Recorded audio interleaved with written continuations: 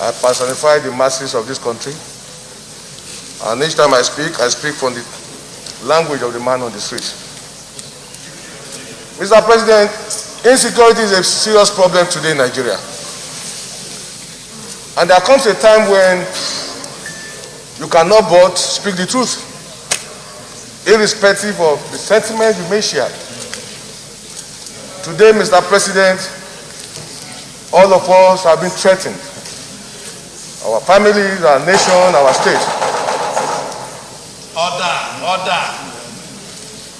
A lot has been said this morning, Mr. President, and I want to thank you for giving us time to speak expressly on this issue. Like my sister was saying, there comes a time when talk will talk itself.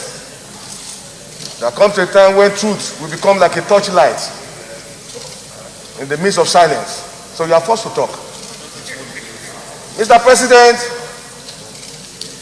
we need not run away from the fact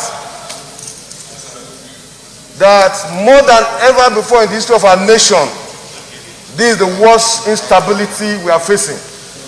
In fact, this is worse than the Civil War. Are you in PDP? Mr. President, the solution is very simple.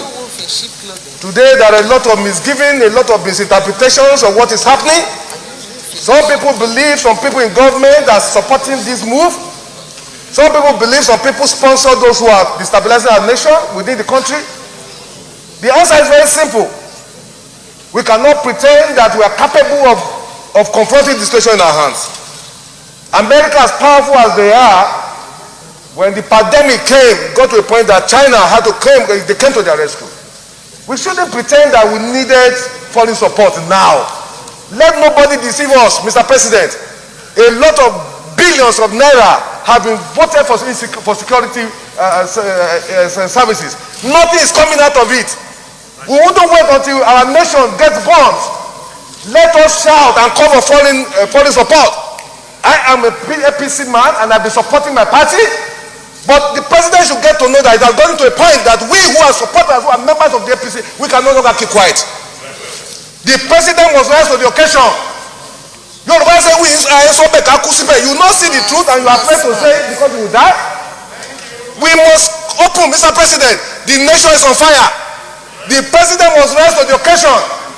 It costs us nothing to get foreign support. We must rise to the occasion. We must bring in people to save this country, or else we'll be consumed. Every one of us will have a chapter for history. Whenever the history of this period will be written, whatever is our position, we have a chapter. We cannot keep quiet any longer. It has gotten to a point that we cannot sleep with our two eyes closed. We are not free. Our children are not free. The president must rise to the occasion. There is no nation that is so powerful that it doesn't need support of other nations.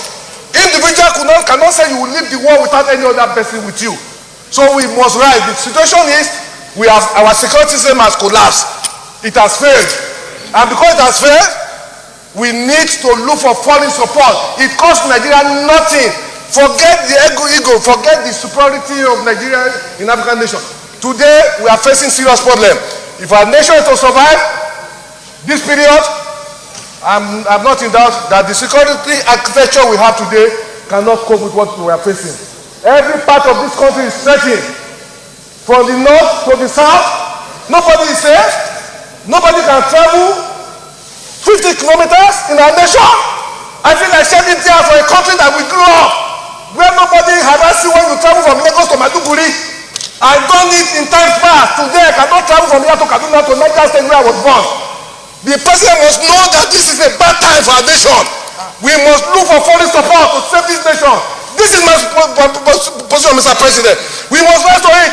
They are killing people in the east, in the west, in the south, in the north. We should shut down the National Assembly.